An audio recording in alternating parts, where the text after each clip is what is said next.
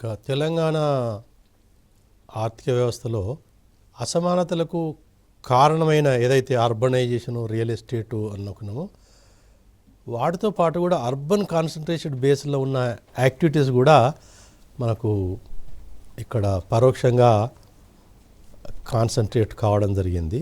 So దాంట్లోనే మనం IT and IT related activities ఇవన్నీ ఇన్వేరియబుల్గా అర్బన్ ఏరియాస్లోనే కాన్సన్ట్రేట్ అవుతాయి కాబట్టి సో దాంట్లో కూడా కొంత పరోక్షంగా కాన్సన్ట్రేషన్ ఆఫ్ ఎకనామిక్ పవర్ ఉండడానికి కూడా ఆస్కారం ఉంటుంది. సో దీంట్లో భాగంగా డిసెంట్రలైజేషన్ అనేది ప్రయత్నం చేసినప్పటికి కూడా ఇది మిగతా ఐటీ ఎనేబుల్డ్ యాక్టివిటీస్ను మిగతా డిస్ట్రిక్ట్లకు కూడా తీసుకెళ్లాలనే ప్రయత్నంలో భాగంగా మనం అంత సఫలీకృతమైనట్టయితే చెప్పలేము. ఇంకా ఇప్పటికి కూడా కొన్ని నేచురల్ అడ్వాంటేజ్ వలన ఇంకా అర్బన్ బేస్డ్గానే ఈ యాక్టివిటీస్ కొనసాగడం జరుగుతుంది. సో ఇది ఒక అంశం అయితే, ఇంకొక అంశం ఏంటంటే మనం సిద్ధాంతాలలో ఇప్పుడు ఆర్థిక థియరీస్ ఆఫ్ ఆదాయ పంపిణీ సిద్ధాంతాలు చెప్పుకునేది అంటే what are the source of income అనుకున్నప్పుడు మనము భూమిని ఒక ముఖ్యమైన ఆదాయ వనరు కూడా చూసుకోవడం జరిగిందండి. అంటే ఆదాయంలో అసమానతలకు ఈ యొక్క భూ పంపిణీ అంటే ఈ యొక్క ఏదైతే భూమిలో భూ పంపిణీ విధానం ఎలా ఉన్నది కూడా కొంత కారణమని ఇదివరకు సిద్ధాంతాలు చెప్పడం జరిగింది. బట్ ఇక్కడ భూమి ఏ విధంగా డిస్ట్రిబ్యూట్ కావడం జరిగింది అనేది మన తెలంగాణలో చెప్పుకుంటే మనకు దీని యొక్క ప్రభావము ఆర్థిక అసమానతలపై పెద్దగా ఉన్నట్టు కనబడదు. ఎందుకంటే ఆర్థికపరమైన పంపిణీ చూసుకున్నప్పుడు ఏది ల్యాండ్ ఇన్ఈక్వాలిటీ అనేది మనకంతా కొట్టొచ్చినట్టు కనబడడం లేదు. సో ఈ పట్టికను చూసుకుంటే ఏంటంటే మన తెలంగాణ రాష్ట్రంలో ల్యాండ్ డిస్ట్రిబ్యూషన్ ఎలా ఉన్నది అంటే ల్యాండ్ డిస్ట్రిబ్యూషన్ ఎకనామిక్ కేటగిరీగా ఒకటి, సోషల్ కేటగిరీ రెండుగా మనం చెప్పుకుంటే ఈ కమతాల సైజు అంటే సైజ్ ఆఫ్ ద హోల్డింగ్స్ ప్రకారము అంటే అతి తక్కువ కమతం సైజు ఉన్న నుంచి ఎక్కువ ఉన్న కమతాల వరకు మనం క్లాసిఫై చేసినప్పుడు మనం మార్జినల్ ఫార్మర్ ఏదైతే అంటామో అంటే 2.7 ఎకర్స్కు తక్కువ ఉన్నప్పుడు మనం మార్జినల్ ఫార్మరు, తర్వాత 2.48 నుంచి 4.94 ఎకర్స్లో 2.8 నుంచి 2.49 ఉంటే ఇది స్మాల్ ఫార్మరు అంటే స్మాల్, ఇది ఉపాంత, తర్వాత చిన్న, సెమీ మీడియం అంటే 4.95 ఎకర్ నుంచి 9.8 అంటే 10 ఎకరాల కంటే తక్కువ ఉన్న వాళ్ళను సెమీ మీడియము, తర్వాత 10 ఎకరాల కంటే ఎక్కువ ఉన్న వాళ్ళను మీడియము, తర్వాత అంతకంటే ఎక్కువ ఉన్న వాళ్ళను లార్జ్ ఫార్మర్స్గా మనం క్లాసిఫై చేయడం అంటే ఈ కమతాల సంఖ్యను మనం ఏ విధంగా ఉంది, సో ఎన్ని కమతాలు ఉన్నాయనేది ఇది చెప్తుంది.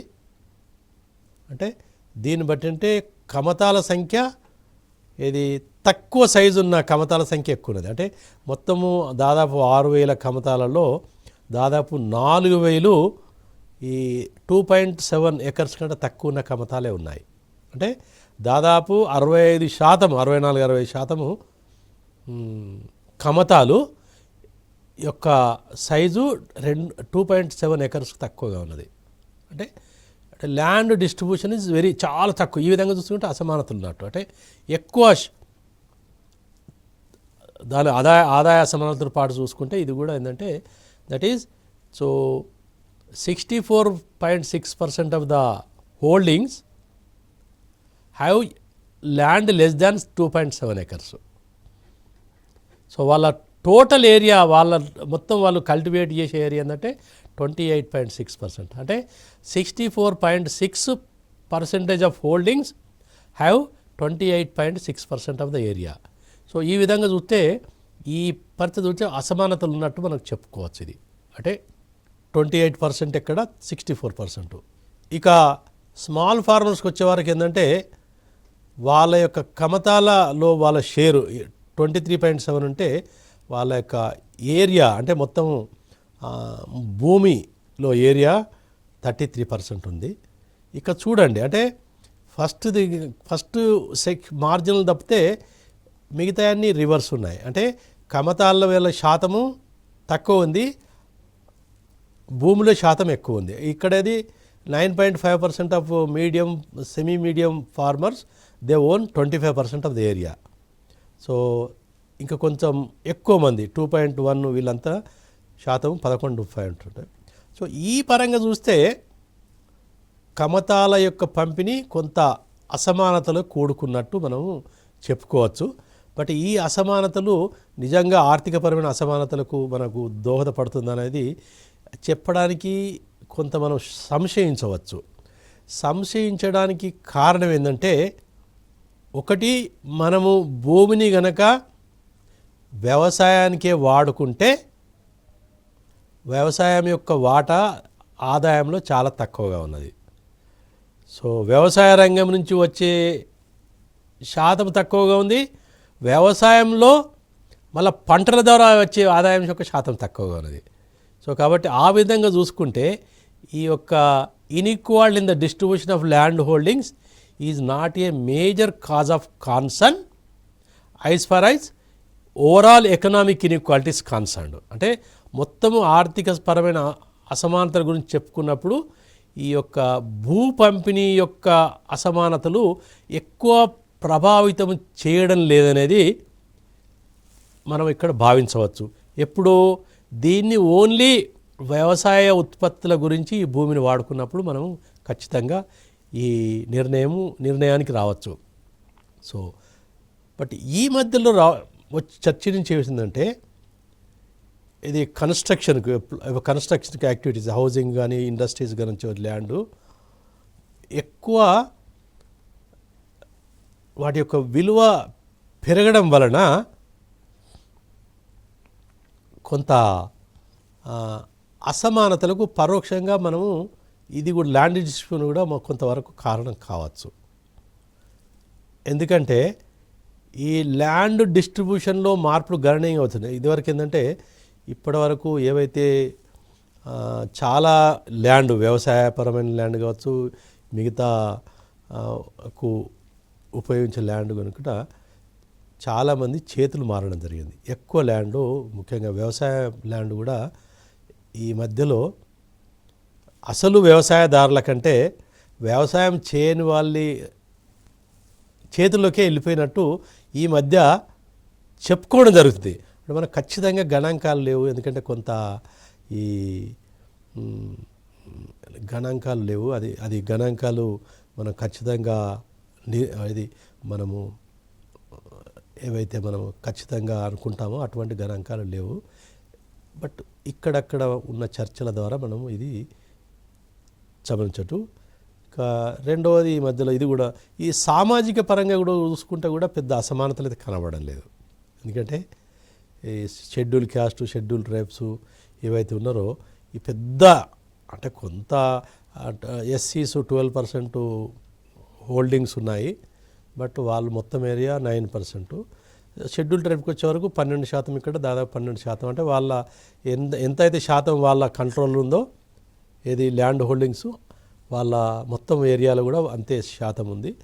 ఎక్కువ వీటి గురించి ఇంకా డీటెయిల్స్ ఇవ్వడలేదు. అంటే నిజంగా మిగతా సోషల్ గ్రూప్స్ లేవు, అంటే అదర్స్ అనే వరకు దాంట్లో మిగతా రకరకాల కేటగిరీస్ వస్తాయి. సో అవన్నీ ఒకటే దీనిలో చెప్పడం జరిగింది. కాబట్టి ఇక్కడ 76% అదర్స్ చేతిలో ఉంది, 78% ల్యాండ్ మిగతా ల్యాండ్. అంటే ఎస్సీ ఎస్టీ వాళ్ళ చేతులు ఎక్కువ, షెడ్యూల్ కాస్ట్, షెడ్యూల్ ట్రైబ్స్ ఎక్కువ వ్యవసాయంపై ఆధారపడే అవకాశాలు ఎక్కువ ఉన్నాయి.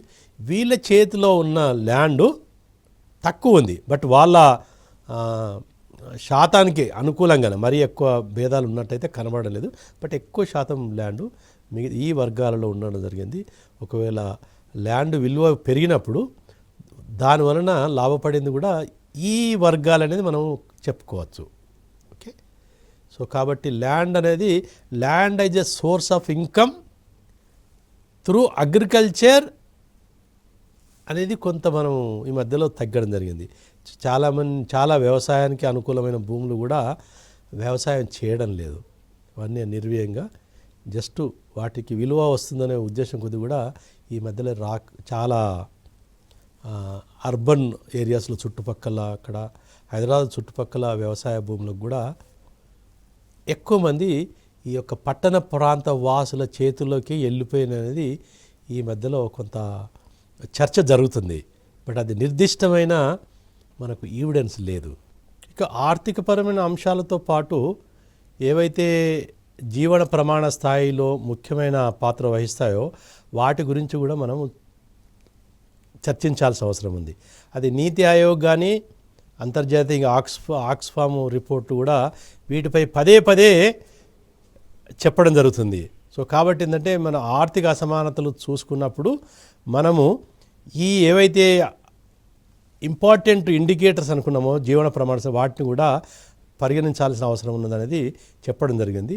సో దానిలో భాగంగానే మనకు 2 ముఖ్యమైన అంశాలు ఏవైతే సోషల్ సెక్టార్లో ప్రముఖ పాత్ర వహిస్తుందో ఎడ్యుకేషన్, హెల్త్లో అసమానత ఎలా ఉన్నాయనేది కూడా మనం ఇక్కడ క్లుప్తంగా చెప్పుకోవడం జరుగుతుంది.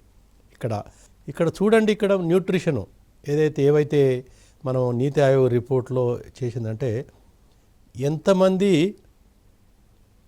ఎంత శాతము న్యూట్రిషన్కు సరి అయిన న్యూట్రిషన్ రావడం లేదో ఇది చెప్పడం జరుగుతుంది. ఇది వేరే సందర్భం కూడా దీని గురించి చర్చించడం జరిగింది. అంటే దాదాపు 31% జనాభాకు సరి అయిన పోషక ఆహారం లేదనేది, హెల్త్ సమస్యలు ఉన్నాయి, ఈ విద్యాపరమైన సమస్యలు ఉన్నాయి, తర్వాత పరిశుభ్రత శానిటేషను దాదాపు 24% జనాభాకు శానిటేషను సరి అయిన డ్రైనేజ్ లేకపోవడము, మరుగుదొడ్లు లేకపోవడము ఇది చాలా ఇంపార్టెంటు. అలాగే డ్రింకింగ్ వాటరు మేజర్ సమస్య కాదు, ఎందుకంటే ఈ మధ్యలో కొన్ని ప్రత్యామ్నాయ మార్గం మిషన్ భగీరథ ఇతర స్కీముల ద్వారా దాదాపు అన్ని ప్రాంతాలకు నీటి సదుపాయాన్ని సమకూర్చడం జరిగింది కాబట్టి ఇది పెద్ద సమస్య కాదు. ఇప్పుడు ఆ విధంగా ఎలక్ట్రిసిటీ కూడా కొంత పర్లేదు. బట్ ఇక హౌజింగ్ తర్వాత మిగతా అసెట్స్తో చూసుకుంటే ఇంకా కొంచెం సమస్య ఉంది. దాదాపు 20% జనాభా సరైన హౌజింగ్ సౌకర్యం లేనట్టు మన ఇక్కడ చెప్పడం. అంటే ఓన్లీ 80% జనాభాకే అందుబాటులో ఉంది. దాదాపు 20% జనాభాకు సరైన హౌజింగ్ ఫెసిలిటీ లేదు. అంటే ఇక్కడ ఆహార భద్రత, న్యూట్రిషన్ ఏమో 31% ఆహార భద్రత లేనట్టు. అంటే ఆహారం అంటే పేరుకు తినొచ్చు, బట్ దానివలన మనకు కావాల్సిన ఎనర్జీ న్యూట్రియంట్స్ అనేది సరిపోవడం లేదనేది. అంటే క్వాంటిటీ కూడా తక్కువ ఉండొచ్చు, క్వాంటిటీ ఉన్నప్పుడు కూడా quality of food is also చాలా ఇంపార్టెంట్ అక్కడ. సో ఆ పరంగా చూసుకుంటే కొంత మనము అసమానతలు, హెల్త్కు సంబంధించిన అసమానతలు ఇవన్నీ చాలా వరకు హెల్త్ మీద, జీవన ప్రమాణ స్థాయి మీద ప్రత్యక్షంగా పరోక్షంగా దీర్ఘకాలంలో షార్ట్ రన్లో కూడా ప్రభావితం చేస్తాయి. ఫర్ ఎగ్జాంపుల్ న్యూట్రిషన్ ఉందనుకోండి, న్యూట్రిషన్ ఒక హెల్దీ చైల్డ్కు న్యూట్రిషన్ సప్లిమెంట్ డెఫిషియన్సీ వస్తే అది జీవితాంతం కూడా కొంత ఈ డెఫిషియన్సీ ఉంటుంది. ఒకప్పుడు మనం సరి అయిన సమయంలో సరి అయిన రీతిలో పోషకాహారం చేయకపోతే అతని జీవితాంతం కూడా కొంత ఇబ్బందులు, హెల్త్ పరమైన సమస్యలు కంటిన్యూ అవుతాయి. సో అందుకే ఏంటంటే న్యూట్రిషన్ సంబంధించింది చాలా మొదటి నుంచి పుట్టినప్పటి నుండి మనము సరిగా సమకూర్చాల్సిన అవసరం ఉంది. ఆ పరంగా కొంత మనకు తెలంగాణ రాష్ట్రంలో కొంత డెఫిషియన్సీ ఉన్నప్పుడు ఈ గణాంకం చెప్తుంది. సో స్కూలింగ్ పరంగా కూడా అఫ్కోర్స్ స్కూలింగ్ పరంగా కొన్ని జరిగినాయి, కానీ బట్ స్కూలింగ్లో ఏం జరుగుతుందని దీని గురించి కొంచెం డీటెయిల్గా నెక్స్ట్ స్పెషల్గా చెప్పుకుంటాము. వీటిలో చెప్తూ ఇవన్నీ ఏంటంటే నీతి ఆయోగ్ రిపోర్ట్లో ఇవన్నిటి గురించి పరిశీలించాలంటే ఆ పేదరికం గురించి చర్చిస్తూ వీటిపై వాళ్ళు శ్రద్ధ పెట్టడం జరిగింది. సో ఇంకా 21% జనాభాకు సరి అయిన ఫ్యూయల్ అంటే వంట చేసుకోవడానికి ఏదైతే ఫ్యూయల్ కావాలో అది ఇంకా 21% కూడా జనాభా ఏది పాత పద్ధతి ద్వారానే, ఏది పొయ్యి కట్టెల ద్వారా లేకపోతే కౌడంగ్ ద్వారా వాటి వలన ఈ మోడర్న్ ఫ్యూయల్ ఏదైతే ఉన్నదో ఎల్పిజి అటువంటిది ఇంకా అందడం లేదనేది మనకు ఇక్కడ చెప్పడం జరుగుతుంది. ఇక్కడ సో శానిటేషను, హౌజింగు అంటే కొన్నిట్లలో పర్వాలేదన్నప్పుడు కూడా ఇంకా కొన్ని అసెట్స్లో కొన్ని కనీస సామాగ్రి కూడా 12-13% మందికి కనీసం ఉండాలంటే ఇల్లు ఉండాలంటే కొన్ని వీటి ఉంటుంది. సో వీటిలో కూడా కొంత సమస్య ఉన్నట్టు చెప్తుంది. అంటే ఇవన్నీ కూడా కొంత ఈ యొక్క ఏదైతే మల్టిపుల్ పావర్టీ డిప్రివేషన్ ఏదవుతుందో వాటికి కాంట్రిబ్యూట్ చేసిందని ఇక్కడ మనం చెప్పడం జరుగుతుంది. ఇక సో ఇక్కడ ఇంకో ఇండికేటర్ అంటే సీవియర్ వేస్టేజ్, అంటే చైల్డ్కు సరి అయిన పోషకాహారాలు వస్తే తప్ప ప్రాపర్ గ్రోత్ జరగదు. సీవియర్ వేస్టేజ్ అంటే అండర్ వెయిటేజ్ ఉండొచ్చు, లేదా పొడుగు పెరగకపోవచ్చు, రకరకాల వీటిని రకరకాల టెక్నికల్గా పడుతుంది. Severe wastage. సో ఈ గమనాంకాలు చెప్తుందంటే ఇంక్రీజ్డ్, అంటే ఈ యొక్క పిల్లలలో కూడా ఈ యొక్క పోషకాహార లోపం వలన ఈ యొక్క పెరుగుదల అనేది గణనీయంగా తగ్గింది. అంటే దాదాపు ఏంటంటే వీటిలలో తగ్గాల, ఏదైతే ఈ శాతం ఈ సమస్య ఉన్న పిల్లల యొక్క శాతము తగ్గడానికి బదులు పెరిగినట్టు మనకు చెప్తుంది. సో స్టంటెడ్ ఇవన్నీ కూడా దాదాపు 4-5% పిల్లలు ఈ సమస్యలతో బాధపడే వాళ్ళ సంఖ్య పెరిగింది, శాతం పెరిగింది. అంటే ఇది కొంత మనము భవిష్యత్తుపై ప్రభావితం కలుగజేస్తుంది. ఒకవేళ ప్రస్తుత ఏవైతే చిల్డ్రన్ ఉన్నారో వాళ్ళు భవిష్యత్తులో పౌరులుగా మారి చేయాలంటే ఇప్పుడు వాళ్ళు ప్రాపర్గా డెవలప్ కావాల్సిన అవసరం ఉంది. ఆ విధంగా చూసుకుంటే దీనిలో ఇది వేస్టేజ్, ఇవన్నీ చూస్తున్నా వీటికి సంబంధించినవి అనేది. అంటే ఇవన్నీ టెక్నికల్గా స్టంటింగు, అంటే వేస్టింగు, అంటే పొరుగు పెరగకపోవడము, సరి అయిన బాడీ మాస్ ఇండెక్స్ సరిగా లేకపోవడము. ఓకే, సో ఇక్కడ అండర్ వెయిట్, అంటే ఇక్కడ మన దగ్గర ఏంటంటే సమస్య under weight and over weight రెండు సమస్యలే. అంటే బాడీ మాస్ అంటే ఎంత వెయిట్ ఉండాలి మన ఏజ్కి తగ్గట్టు, అంటే ఇక్కడ మన తెలంగాణలో 26% to 32% పెరిగింది. అంటే అండర్ వెయిట్ ఉన్న జనాభా యొక్క శాతము 26% నుంచి 32%.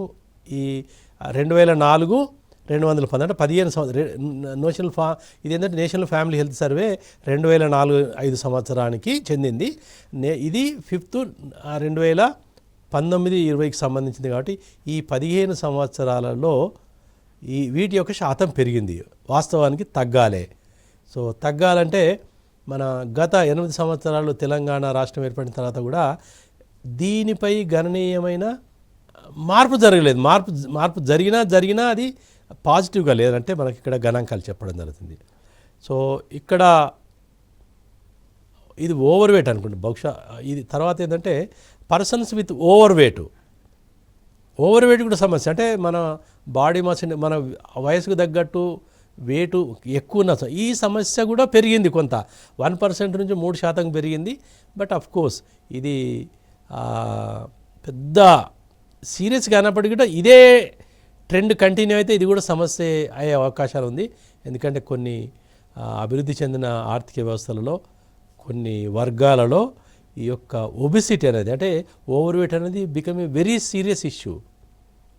సో అది మనం ఇప్పుడే గమనించి దానికి తగ్గట్టు చర్యలు తీసుకోకపోతే ఈ యొక్క ఓవర్ వెయిట్ ఒబిసిటీ ప్రాబ్లం కూడా మన దగ్గర వచ్చే అవకాశాలు ఉన్నది. సో 1% నుంచి 3% పెరిగింది గత దశాబ్దంలో, అంటే పెరిగే సూచనలే కనబడుతున్నావు.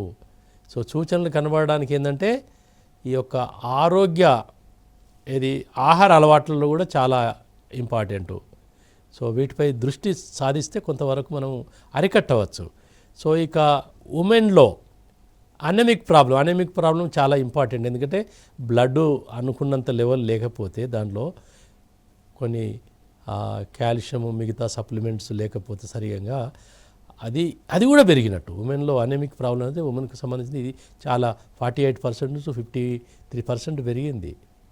అంటే అనెమిక్ ప్రాబ్లం ఉన్న వాళ్ళ యొక్క ఈ important age group 15 to 49 age group ఏదైతే మహిళలు ఉన్నారో వాళ్ళు ఈ సమస్యతో బాధపడే మహిళల యొక్క శాతము 50% కంటే ఎక్కువ మంది ఈ సమస్యతో బాధపడుతున్నారనేది చెప్పడం జరుగుతుంది. సో ఇది కూడా చాలా సీరియస్ ఇష్యూ. ఇది అసమానతలలో, ఎందుకంటే ఆర్థిక అసమానతల కంటే ఒక్కొక్కప్పుడు ముఖ్యం ఏంటంటే ఈ అసమానతలు, వీటిని దూషించడం, ఈ వీటిని అరికడితే ఆర్థిక అసమానతలు కూడా తగ్గే అవకాశాలు ఉన్నాయి.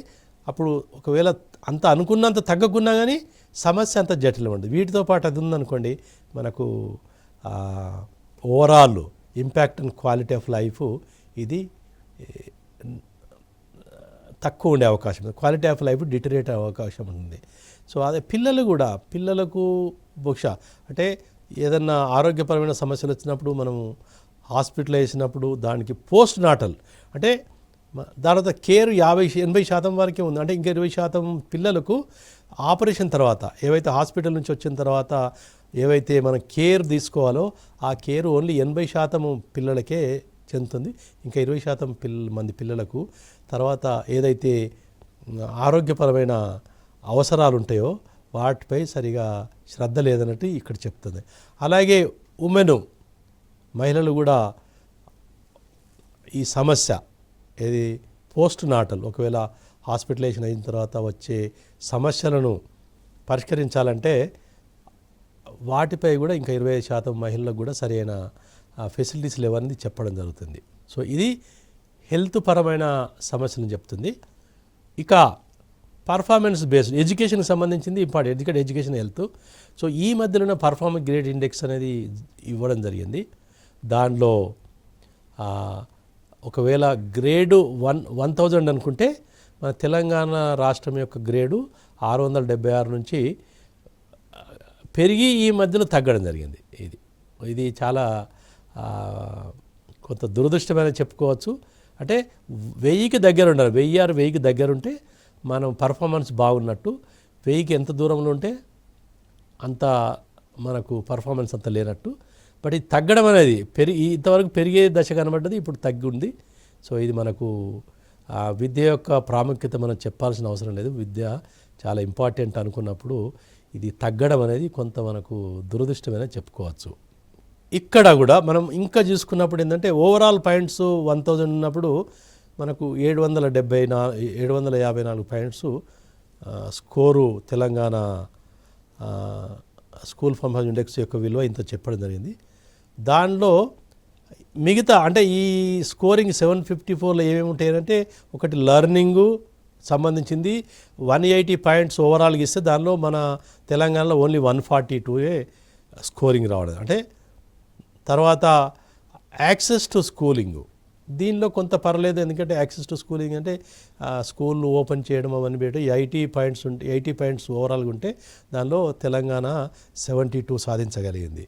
ఇది కొంత పర్వాలేదు అనిపించింది. బట్ అయినా తర్వాత స్కూల్ ఇన్ఫ్రాస్ట్రక్చర్కి సంబంధించింది కూడా స్కూల్ ఇన్ఫ్రాస్ట్రక్చరు ఈ స్కూల్ బిల్డింగ్స్ ఇవన్నిటికి సంబంధించిన ఇన్ఫ్రాస్ట్రక్చర్ ఏది దానికి వెయిటేజ్ 150 మార్క్స్ వెయిటేజ్ ఇస్తే దానిలో తెలంగాణలో 120 పాయింట్స్ రావడం జరిగింది. సమానత్వానికి సంబంధించిన అంశం ఏదైతే మనం ఇక్కడ డిస్కస్ చేస్తున్నామో ఆ అంశాన్ని కూడా దృష్టిలో పెట్టుకున్నప్పుడు దానికి 230 పాయింట్స్ కేటాయిస్తే దానిలో 200 పాయింట్స్ తెలంగాణ రాష్ట్రము సాధించగలిగిందంటే ఈక్విటీ ఈ పాయింట్ ఆఫ్ వ్యూ ఈ స్కూలు ఈక్విటీ పాయింట్ ఆఫ్ కొంతవరకు పర్లేదు అనిపించింది. బట్ గవర్నెన్స్ పాయింట్ ఎందుకంటే గవర్నెన్స్ అంటే స్కూల్ అడ్మినిస్ట్రేషను మేనేజ్మెంటు ఫైనాన్సింగు ఇవన్నీ పాయింట్లో చూసుకుంటే ఏదైతే ఎక్కువ వెయిటేజ్ దాదాపు 360 పాయింట్స్ దీనికి కేటాయిస్తే అంటే మోర్ దాన్ 1/3 ఈ పాయింట్ కేటాయిస్తే దానిలోనే మన తెలంగాణ రాష్ట్రం చాలా పూర్ అంటే ఓన్లీ 220 అవుట్ ఆఫ్ 360 స్కోర్ చేయడం జరిగింది. దానివల్ల ఏంటంటే మన యొక్క ర్యాంకు చాలా తక్కువ అంటే కింద నుంచి అంటే తక్కువ పర్ఫార్మెన్స్ స్టేట్లో 7వ వచ్చింది. అంటే మన దానికంటే దాదాపు 20 రాష్ట్రాలు మనకంటే ముందున్నాయి, మన 20 తర్వాతనే ఉన్నదంటే ఆ విధంగా అంటే ఎడ్యుకేషన్ పరంగా చాలా చిన్న దశలు అంటే చాలా దూరంగా ఉన్నాము. అది అన్ఫార్చునేటు, అది కొంత మనం సంబంధించాల్సిన అవసరం ఉంది. ఇక యాక్సెస్ పరంగా చూసుకుంటే ఇది కొంత పర్వాలేదు. అంటే 1,00,000 జనాభాకు ఈ ఇన్స్టిట్యూట్స్ ఎన్ని ఉన్నాయనేది మనం ఇక్కడ చెప్పుకుంటాం, ఇదంతా చెప్తాము. సో ఈ పరంగా చూసుకుంటే ఏంటంటే యాక్సెస్ పరంగా మనకు ఆల్రెడీ ఓవరాల్ పాయింట్లో కూడా బాగా వచ్చింది, కానీ ఇక్కడ కూడా పర్లేదు, దీనిలో పెద్ద మనం చేయాల్సింది. ఓకే, ఇక ఎడ్యుకేషన్ హెల్త్ రెండు ఏవైతే ఉన్నాయో దానిలో కొన్ని ఇంపార్టెంట్ పాయింట్స్ మనం ఇక్కడ దృష్టిలో పెట్టుకోవాలి. సో వాటిని అడ్రస్ చేసినప్పుడే మనకు ఆర్థిక అసమానతలు అనేది దీర్ఘకాలంలో తగ్గడానికి అవకాశం ఉంటుంది. ప్రస్తుతము ఆర్థిక అసమానతలు వీటిపై ప్రభావం కలిగజేస్తే దీర్ఘకాలంలో ఇవే అసమానతలు ఆర్థిక అసమానతపై ప్రభావం కలిగజేస్తాయి. సో కాబట్టి ఏంటంటే రెండు ఏదైతే ఎడ్యుకేషన్ అండ్ హెల్త్ వీటిని ఏదైతే మనము ఇన్వెస్ట్మెంట్ ఇన్ హ్యూమన్ బీయింగ్స్ అంటే ఈ రెండింటిని మనం ఏంటంటే ఈ యొక్క ఆర్థిక పరమైన పదాలను వాడినప్పుడు ఏంటంటే అవి రెండు కూడా హ్యూమన్ క్యాపిటల్కు సంబంధించిన అంశం కాబట్టి వాటిపై శ్రద్ధ పెట్టాల్సిన అవసరం ఉంది. సో అది ఆ రెండు విధాల్లో కూడా మన తెలంగాణ రాష్ట్రం బాగా వెనుకంజలో ఉన్నది. సో అది దీర్ఘకాలంలో ఈ సస్టైన్ కావాలంటే గ్రోత్ రేటు వీటిపై చేయాలి. ఇక ఓవరాల్ గురించి మనం చెప్పుకున్నప్పుడు ఏంటంటే తెలంగాణ గురించి కానీ ఓవరాల్గా చెప్పుకున్నప్పుడు అంటే తెలంగాణ గురించి చెప్పినట్టే ఈ మధ్యలో ఒక పరిశోధన జరిగింది. ఆ పరిశోధన ముఖ్యంగా ఈ కోవిడ్ పరిశోధన వల్ల ఏం చెప్పారంటే వాళ్ళ ఓన్ వర్డ్స్లో మనం ఇక్కడ చెప్పుకుంటే దాని తెలంగాణ యొక్క పరిస్థితి కూడా మనకు ఇక్కడ తెలంగాణకు కూడా రిఫరెన్స్ ఇవ్వడం జరిగింది. అందుకే ఇక్కడ ఈ కొటేషన్ నేను చెప్తూ ముగించుకుందాము. వాళ్ళ ప్రకారం we study the income distribution of Indian states for 2014-19 అంటే 2014-19 అంటే మనకు తెలంగాణ రాష్ట్రం ఏర్పడిన తర్వాత 5 సంవత్సరాలలో with particular focus on income dynamics at the bottom of this distribution అంటే పూరెస్ట్ సెక్షన్స్ చూసుకున్నప్పుడు and find a high degree of heterogeneity among states in terms of trends in income inequality అంటే చాలా వైరుధ్యం ఉంది. అంటే ఒక పర్టికులర్ ప్యాటర్న్ లేదు వీటిలలో income డిస్ట్రిబ్యూషన్లో చాలా వ్యత్యాసాలు ఉన్నాయి. అది so specifically the states of Uttar Pradesh, Telangana, Chhattisgarh, Madhya Pradesh ఈ స్టేట్స్ అయితే are found to have high levels of income inequality. అంటే వాళ్ళ ప్రకారం ఏంటంటే మన మిగతా రాష్ట్రాలతో పాటు ఈ రాష్ట్రాలతో పాటు తెలంగాణ రాష్ట్రంలో కూడా ఆర్థిక అసమానతలు ఎక్కువగా ఉన్నాయి. Found to have high levels of income inequality. So further వాళ్ళు ఏమన్నారంటే we find not only that income shares of the bottom deciles in almost all these states are decreasing over time but also that real incomes are reclining at the bottom of the అంటే వీళ్ళు ఇంకా further మన worry కావాల్సిన సమస్య అంటే వీళ్ళ యొక్క ఆదాయంలో వీళ్ళ వాటాలు తగ్గుతూ ఉన్నది ఒక side but much more thing అంటే ఇట్ ఇస్ డిక్రీ వాళ్ళ యొక్క వాటా వీళ్ళ యొక్క ఏది పూరెస్ట్ సెక్షన్ యొక్క ఆదాయంలో వాటా తగ్గుతూ వచ్చింది బట్ వాళ్ళ యొక్క వాస్తవ ఆదాయం కూడా తగ్గడం జరుగుతుంది. అంటే రియల్ ఇన్కమ్ కూడా జరుగుతుంది. అంటే జీవన ప్రమాణ స్థాయి ఈ వర్గాల యొక్క జీవన ప్రమాణ స్థాయి తగ్గుతూ ఉన్నదన్నది ఈ స్టడీ చెప్పడం జరిగింది. దీంట్లో మన తెలంగాణను కూడా ఇంక్లూడ్ చేసింది కాబట్టి మనం కొంత వర్రీ కావాల్సిన అవసరం ఉన్నది. సో ఇంకా కొంచెం ఫర్దర్గా ఏంటంటే ద మోస్ట్ వల్నరబుల్ పర్సన్స్ దీనిలో అది మన తెలంగాణకు కూడా వర్తించవచ్చు. Scheduled caste and scheduled tribe communities as well as agriculture and wage labourers are disproportionately represented at the bottom of income distribution. ఈ పూరెస్ట్ సెక్షన్లలో ఎవరయ్యా అంటే షెడ్యూల్డ్ క్యాస్ట్ ఉన్నారు, షెడ్యూల్డ్ ట్రైబ్స్ ఉన్నారు, తర్వాత అగ్రికల్చర్ అండ్ వేజ్ లేబరర్స్ ఉన్నారు. Meaning that it is these population bearing the brunt of decrease income shares and declining reels. అంటే ఈ వర్గాలే దీని యొక్క విష పరిమాణాలను ఎదుర్కొనే వర్గాలు వీరే. సో కాబట్టి వీటిపై మనము ఫోకస్ చేయాల్సిన అవసరం ఉన్నదనేది వాళ్ళు చెప్పడం జరిగింది. ఎందుకంటే high growth rate is associated rising. దీని ప్రకారం ఏంటంటే high growth rate is associated with rising income inequality overall చెప్పారు. బట్ మన తెలంగాణకు వచ్చే వరకు కొంత దత్తాంశంలో కొంత క్లారిటీ లేదు కాబట్టి మనం ఖచ్చితంగా చెప్పకుండా కొంత అవకాశం అయితే లేకపోలేదు. ఎందుకంటే ఆ గ్రోత్ ఏ విధంగా పెరిగిందంటే there is a necessity to further ఏంటంటే మనము ఒకవేళ వీటిపై ఆర్థిక అసమానం తెలంగాణ రాష్ట్రంలో తగ్గించాలంటే ఫస్ట్ ఏం చేయాలి? There is a necessity to identify emphasize the factors which contribute to growth and inequality. అంటే ఏ అంశాలైతే వృద్ధికి మరియు సమానత్వం కలిగే వాటిపై ఫోకస్ చేయాలి. ఐడెంటిఫై చేయడం ఒక ఎత్తు, వాటిని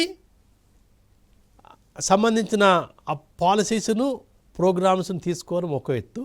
సో అట్లా చేస్తే మనకేంటంటే not only we emphasise the fast growing state, అంటే అలా చేస్తే బట్ ఆల్సో ఈక్వలైజింగ్ స్టేట్. ఇటువంటి దృష్టి పెట్టుకుంటే ఏంటంటే మనకు వృద్ధి రేటు పెరుగుతుంది. సో తర్వాత సమానత్వం కూడా, ఆర్థిక అసమానత కూడా తగ్గే అవకాశం ఉంది. కాబట్టి వీటిపై ఫోకస్ చేయాల్సిన అవసరం ఉందనేది ఈ విధంగా మనం చెప్పవచ్చు. సో ఇంతవరకు ఏంటంటే ఆర్థిక అసమానతల గురించి మనం కంప్లీట్ చేయడం జరిగింది. So thank you. ఇక మనం కంటిన్యూషన్గా భాగంగా ఏంటంటే మనము ఈ ఆర్థిక అసమానతలు వీటికిలో భాగంగా ఏంటంటే మనం ఉద్యోగతం, ఎంప్లాయ్మెంటు, అన్ఎంప్లాయ్మెంట్ సిచ్యుయేషన్ అనేది ఇప్పుడు కంటిన్యూ చేద్దాం. ఎందుకంటే అది ఈ యొక్క ఆదాయ అసమానతలకు పేదరికంతో ముడిపడి ఉన్నది. కాబట్టి దాని గురించి కూడా దీనిలో భాగంగానే చర్చించుకుంటే బాగుంటుంది అనిపించింది. Thank you.